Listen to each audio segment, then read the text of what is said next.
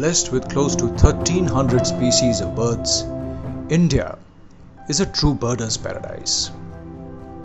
With countless habitats at the country's disposal, we started our expedition with some of the most rewarding, the biodiverse Sultanpur and Keoladev national parks.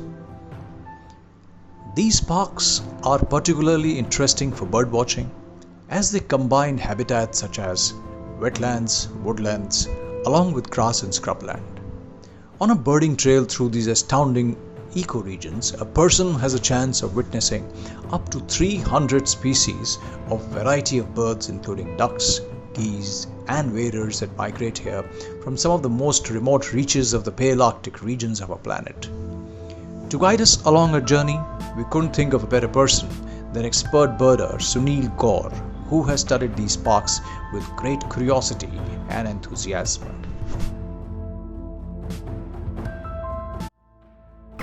Darter and snake bird. Two name of that bird. A snake bird is a depend on appearance of that bird. That bird, when they are fishing, snake is just coming out from the water and look like a snake. So we call that a snake bird. Darter because that bird dart the fish under the water and then use the bill like a spear, and that bird bill very sharp and very pointed, so easily to chase the fish, and then bill come out from the fish, and then after that bird do that and then take the fish on upper mandible and then push by the down mandible to up, and then fish go in the air and then that bird swallow that fish. And why do that bird to just spread the fish in the air? Because that bird do that and the fish have more weight in a head side and then easy to swallow. It's very good slippery to go inside the throat. Otherwise it will try to take from the tail side and it will injured. The fins of the fish can tear the throat or can make problem in neck.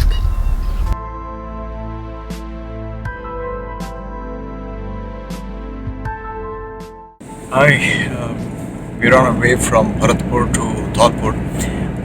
Had a wonderful morning birding. We left Delhi at about 5 o'clock and at about 9 we reached Bharatpur, had a brief stop for about half an hour for breakfast en route close to Hodal. Met our birder, that is Sunil Gaur. Had a brilliant session with him. Bharatpur is absolutely stunning, looking very pretty at this time of the year. There are plenty of waders and a lot of birds. We thought let's move on to Dholpur. We are right now driving. The drive is beautiful, both the sides. At this time of the year we've got mustard fields and the landscape's pretty nice. The road is fantastic. We expected to reach in the next 45 odd minutes and looking forward to doing the boat safari in Chambal tomorrow morning. So all going good. Talk to you guys soon. Bye for now. This is the boat which belongs to the Raj Nivas, and one boards this from the Rajasthan side. That's Mr. Rathor. And we are now boarding the boat. This is the Chambal River, one of the cleanest, purest and one of the best rivers in this part of the country. Still home to gharials, crocodiles, several migratory birds and the rare Gangetic dolphins.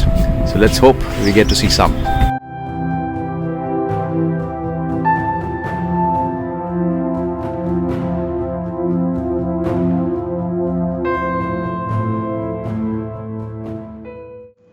Glistening like an armored lizard on the mudflats of the Chambal is the gharial crocodile.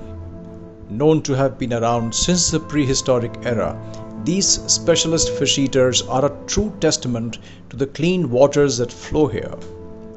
Weighing in at 150 to 200 kilograms with a length of about 18 to 21 feet, the gharial is one of the largest crocodilians on our planet.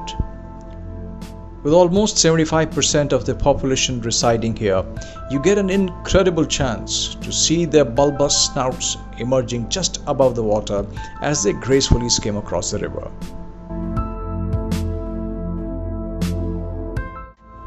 Sitting pretty alongside these swaths of giant reptiles are the Indian skimmers. With its lower mandible twice as big than its upper, it can be seen gliding across the river, cutting its surface to catch fish. There's always a certain thrill and exuberance watching their attempts to hunt. The bar-headed geese are one of the many star attractions here.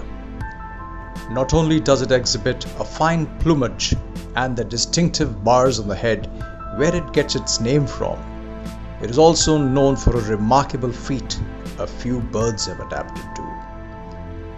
It is one of the highest flying birds in the world. Breeding in its home grounds of central Mongolia, these birds undertake a perilous journey over the Himalayan range that challenges physiological parameters. With the density of air thinning drastically as they gain altitude, the bar-headed geese are blessed with a blood that has special hemoglobin, allowing them to absorb more oxygen as they fly over some of the highest peaks of the world. Using jet streams helps them clock speeds of over 100 miles per hour, propelling them further to cover large distances to seek refuge in sanctuaries like the Chambal River. Legend has it that the Chambal River originated from the blood of 1,000 slaughtered cows, which is probably why it has been tagged as an unholy river. Ironically, these religious sentiments have kept the river so pristine that it is now one of the last remaining sanctums in India that supports such iconic species.